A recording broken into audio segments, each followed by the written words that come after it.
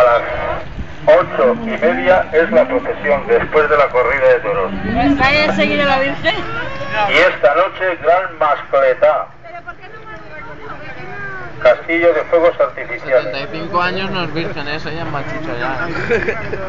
Ya falla. ¿Sois de alguna falla? No. ¿De dónde somos? Somos de la Peña Motera. La Peña Motera. ¿Botera? De moto. Aquí tenéis a la Peña Botera, están almorzando.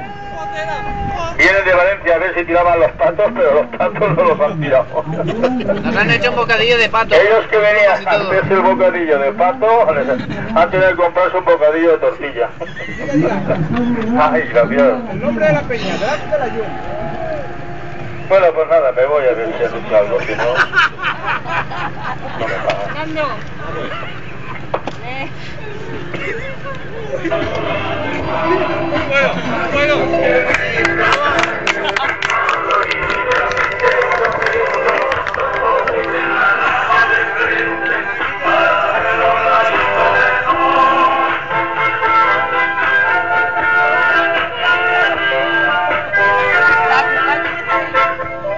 Bueno, que lo paséis bien este día aquí.